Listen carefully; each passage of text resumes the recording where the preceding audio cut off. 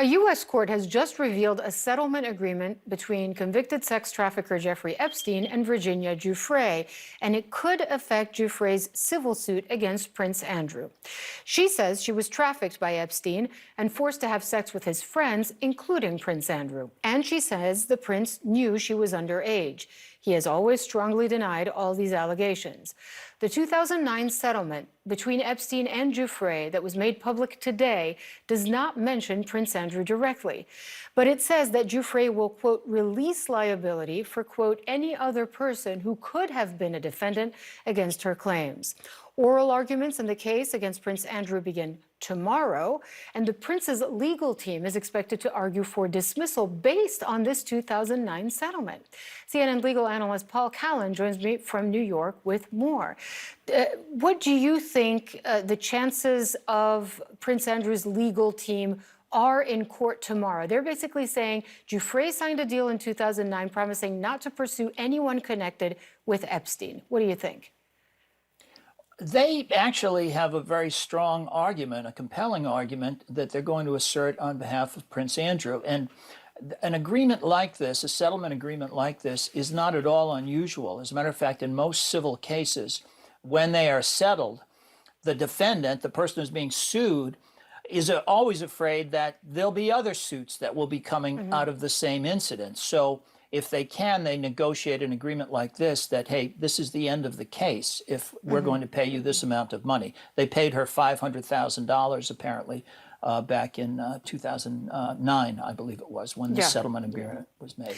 Okay, so this is the exact language. I'm going to read it to our viewers. Giuffre signed the deal in which he agreed to remise, release, acquit, satisfy, and forever discharge the said second parties and any other person or entity who could have been included as a potential defendant from all and all manner of action and actions of Virginia Roberts, that was her name at the time, including state or federal cause and causes of action. Does that include civil suits?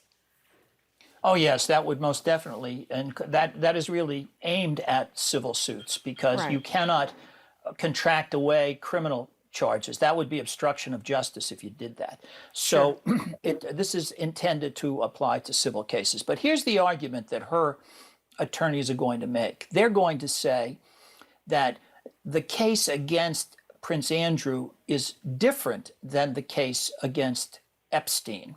And accordingly, it could not have appropriately been brought as part of this settlement agreement, and hence it's not covered.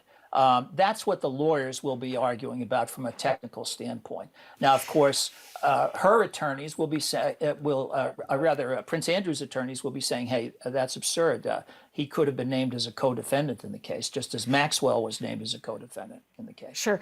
What if Ghislaine Maxwell, who was found guilty on 5 of 6 charges against her, decides, for instance, to talk about anything involving Prince Andrew and Virginia Giuffre? Could that affect Giuffre's civil suit against Prince Andrew despite the 2009 settlement that she signed? I don't think it would affect Giuffre's civil suit. It would, of course, mean that he could be charged possibly with criminal charges, depending upon, of course, what Maxwell has to say. You know, there are statute of limitations issues here in this case, and there are also issues with respect to some of the sexual conduct that's alleged, that the prince is alleged to have engaged in, was in London, and the laws are different in England than they are in the United States with respect to statutes of limitations and so forth. Sure. And now we've been following, obviously, this case, and Giuffre's team has asked Prince Andrew's team to provide proof that he was suffering from some sort of medical condition that prevented him from sweating. You'll remember in a BBC interview, he said Giuffre's claims are implausible and improbable because she claimed he was sweating profusely in a nightclub, and he said, I couldn't sweat. If he cannot produce evidence and proof that he was, in fact, suffering from this rare and unusual medical condition, can any of that have an impact on any civil suit that Giuffre's team brings against Prince Andrew?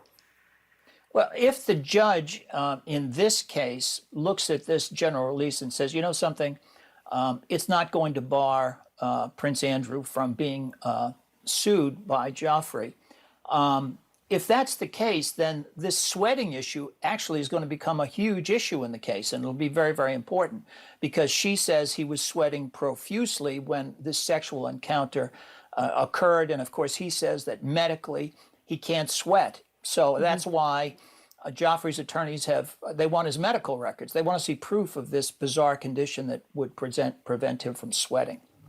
Lastly, if the judge agrees with Prince Andrew's team and rules that this 2009 settlement, in fact, shields Prince Andrew from any civil suit brought by Virginia Giuffre, is that the end of it for him? Is he in the clear? It's the end of it from the standpoint of a civil action for money damages. However, criminal liability might still lie because depending upon where she says the sexual misconduct, sexual abuse occurred, the statute of limitations might still be alive. And it really depends upon the details of that and what the law was in the jurisdiction at that time. So yeah, he may still have criminal liability. He's not out of the woods yet, even if the judge rules in favor on this issue. All right, Paul Callan, as always, thank you so much for joining us, and I hope you have a happy New Year. All right, let's get to, thank you. Let's get to CNN Royal correspondent Max Foster. He's in Hampshire for more on now more pressure placed on Prince Andrew. And it's a really critical day tomorrow for the British royal. It is, because as we've been hearing, that is the day the judge rules on whether or not this case should be thrown out or not. There are all sorts of technicalities that you're discussing there that need to be gone over. He's not named specifically in this agreement, Prince Andrew, but royalty is named. But all of these debates are really academic at this point. It's really down to the judge to decide what the court makes of this document, whether or not it should stand in this case. But incredibly difficult, of course, for Prince Andrew. You've got the legal case here, but you've also got the court of public opinion. And the longer this goes on, the more sordid details, the more we analyse whether or not he sweats and whether or not there are documents to back up that sweating. It's just very sordid information, which all reflects on the royal brand, which is why we're not hearing anything from the palace or the rest of the family. They're trying to project it all onto Prince Andrew's legal team. But they're inextricably linked, of course, and we're also hearing from voices from within the military bubbling up in the British newspapers saying he should be losing his remaining military titles because it's so embarrassing for everyone involved. What does he do now on a daily basis? He's not doing any more charity work. He's not a working royal. You talked about these military voices calling for some of his, his status, his positions within the military to be removed. What is he doing? Well, it's very difficult to know what's happening behind the scenes. I can't imagine the Queen, for example, would strip him of those remaining titles, which do give him a public role. I think what would typically happen behind the scenes is that she might ask him to resign from those roles. There might be those debates going on behind the scenes. I think what he's trying to do is try to stay out of public view, frankly, because even a photo of him driving through Windsor in his car makes front page news at the moment. The rest of his family is currently skiing. He would normally join them. He's not there, but he knows there'll be photos. It's affecting every part of his life. He's trying to stay out of public view. I think, frankly, at the moment, if you took a poll in the British public, they'd probably want him to stay out of public view permanently. But perhaps this is a debate for what happens out of this case. Let's see what the result is and whether or not he can rebuild that image. But the longer it goes on, I think the harder it is. All right. And again, reminding our viewers, Prince Andrew has always denied any wrongdoing, and he is not charged criminally. This is a civil suit brought by Virginia Giuffre. Thanks very much for that, Max Foster.